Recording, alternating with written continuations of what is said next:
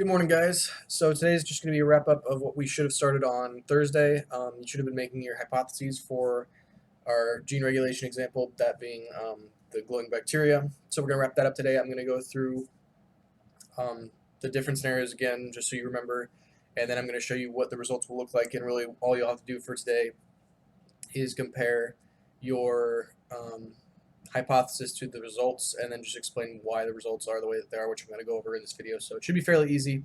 We're going to start wrapping up. We've only got 5 days left, four days after today.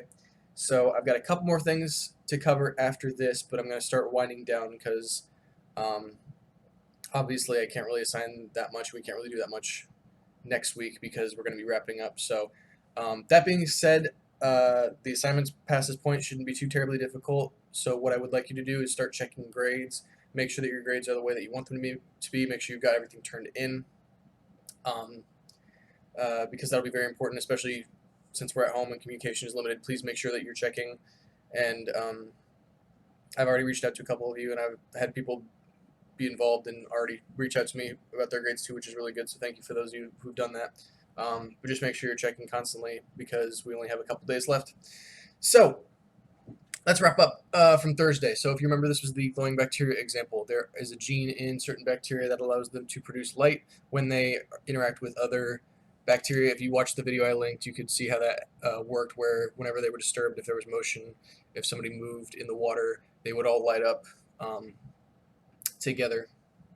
So we looked at three potential mutations in this gene, and then 2 of them were actually used in our experiment. So remember, you've got 3 different parts here for this to work. You have the actual light gene. The light gene itself obviously is the one that produces the light. So if you don't have the light gene, you're not going to be able to glow. But in order to activate the light gene, there has to be a receptor. The receptor will bind these signal proteins that are formed from the signal gene. That will tell the light gene to turn on. When there is no signal from the signal gene, there's nothing in the receptor, and the light gene will turn off. So you have to have all 3 parts in order. Well, we'll get there. I don't want to get ahead of myself, but we'll talk about what has to happen. So in order for light to be generated, you have to have a signal, and you have to have it picked up by the receptor. So that led us to looking at a mutation. So what happens if the signal gene doesn't work? What happens if the receptor doesn't work? What happens if the light gene doesn't work?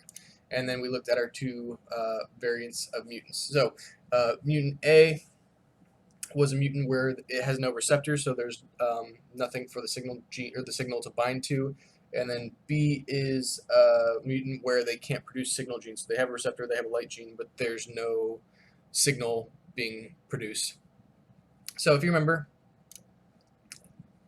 poor drawing. Anyway, so if you remember, there were 3 variations of the experiment. So we had a petri dish for each one. We were hypothetically growing bacteria. And the first one was half A and also half A. We just split it down the middle.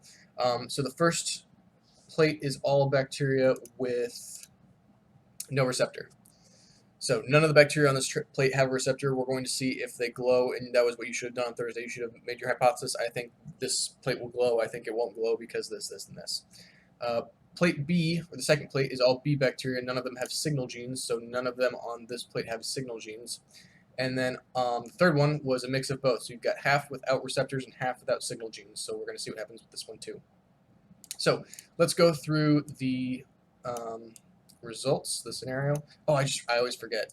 I can't see myself when I'm videotaping this, so I'm going to see if I can. I know I'm blocking part of the screen right now. Not that. There we go. Hopefully that's a little bit out of the way now. Okay, so experiment 1, we've got both halves are A bacteria. None of them have a receptor. So because of that, since none of them are able to receive any signals from any other bacteria, this receptor is crucial to the activation of the light gene. That's what's going to turn it on and off. So if there's no receptor, there's nothing to turn the gene on, so they will never be able to glow. So for the first one, no bioluminescence. So they aren't able to glow. There's no way they can glow because they can't receive any signals. So if that's what you put for your hypothesis, good job. If not, just say what you got wrong. Say why it can't glow. And we'll move on to the next one. So again, no bioluminescence because there's no way for them to receive a signal to turn that gene on. There's nothing they could possibly do to activate that gene. So to kind of give you an analog, so going back to last week when we talked about the lactose gene, you have a lactose, or you have the lact gene in your body, and it will activate whenever there's lactose. You have that gene; it is present. However, if you never have any lactose a day in your life, if you never consume anything with lactose in it for whatever reason, that gene will never turn on, because in order for that gene to turn on, there has to be some kind of stimulus in the environment. There has to be some kind of activator. Same idea here. There has to be a receptor. If there's no receptor, then they can't receive any signals to turn that gene on. Next one, we've got to play with all B bacteria.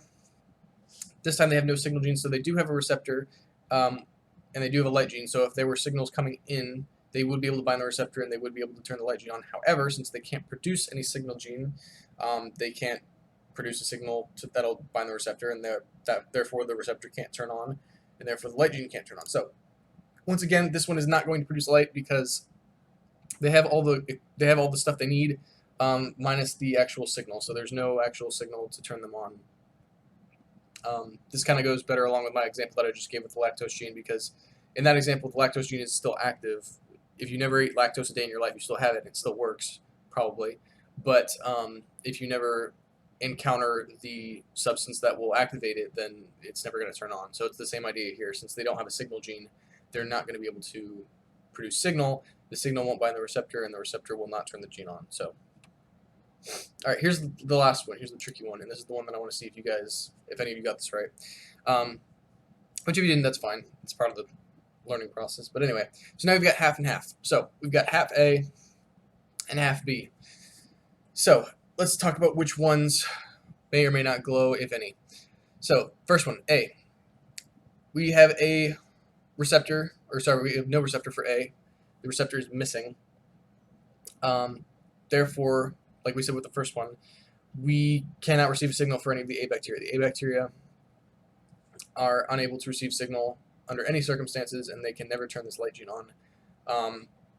They're producing signals. They have the light gene still present, but there's no receptor for them to activate. So the A side is still going to be not glowing. They won't be able to glow because they have no receptor.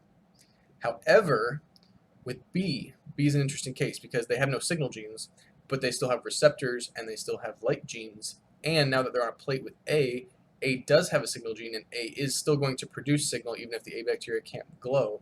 So any signal produced by the A bacteria on the A side will eventually make contact with the bacteria on the B side, and since the bacteria on the B side still have receptors and light genes, they can still take those signals and activate the receptor, which will activate the light gene, so they will be able to glow.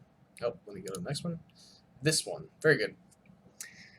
So the main difference here is that with the signals are not bound to the cell. They are meant to be released intracellular mechanisms. Hold on a second, I'm going to sneeze. I guess I went away, never mind. So with the B bacteria or the A bacteria, they can release these signals still, and the signals can make their way over to B. The main difference being here that even though I've had questions in the past, and they say, well, if B is producing receptors, why can't they work the same way for A? And the difference being that the receptors aren't released out of the cell; they aren't like being spread. The receptor is built into the cell membrane, so they're not being shared. If you make a receptor, it's going to be placed into your cell membrane. It'd be like the difference of saying like humans produce carbon dioxide and we breathe that out, so we're putting carbon dioxide into the air, and then someone says, well, what about people that are born without limbs? How come you can't just share limbs with other people? It doesn't work that way. It's attached to you. It's part of you.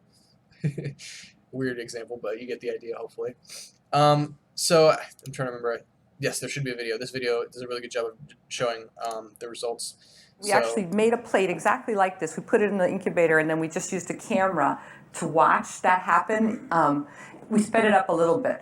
Yeah. So it's set up the same way that they showed you on the website. So this top half, even though they're not labeled now, obviously, but this is the A bacteria mutant with no receptor. This is the B bacteria mutant with no signal gene, and then you can kind of see the dividing line in the middle. Okay, so there's the plate, right? That looks like what you guys did yesterday, right? So you're looking at it just in the light, and then we're going to turn the lights off, and we just had the camera on the plate all night long. right? So there's the top edge, right? So the autoinducer just hit the recipient strain, right? And then there it is, exactly like when you guys, that's sort of how yours looked this morning, right? So we incubated them the same at home as we. So you can imagine as signal's being released, it's going to move its way from top to bottom, obviously, because that's where the signal's coming from. So you can see over time as the signal spreads down, you can start to see the bacteria activate as they receive that signal molecule.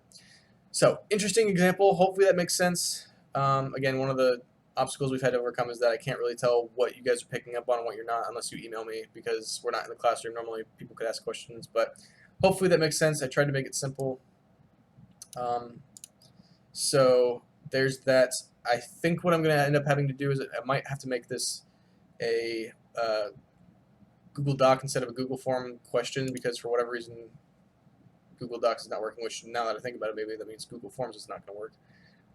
But we'll give it a shot either way. So all you have to do for today is just reflect on your hypotheses. Tell me, were you right? Were you wrong? Were you right? Were you wrong? What did you get right? What did you get wrong? And then just basically explain, like, so why did you see what you saw in every scenario? Why is it that the A bacteria didn't, or the A plate didn't glow? Why is it that the B plate didn't glow? Why is it that half the A and the B plate glowed? Wow. I can't think this morning. I'm sorry. So anyway, just answer those questions. And like I said, we're going to start wrapping up. So make sure that you're still doing your work. We will have a couple more things that I want to do this week to wrap up. But I want some of the focus to start to shift over towards making sure we've got everything squared away, make sure you're checking your grades, make sure everything's good to go, all that stuff. So hang in there. We're almost there. You guys have done a really good job for the most part through all of this. This has been a very interesting end to the 2020 school year. You guys are doing a good job. Thank you so much for hanging in there and for being able to adjust like this. It's really been a very unique experience for a lot of people. So thank you all. You've done a very good job, and I'm very pleased with how a lot of this has gone. So thank you. Anyway, get that done today. We'll do a couple more things this week, and then we'll talk about what we're going to do for wrapping up the school year. So bye, guys.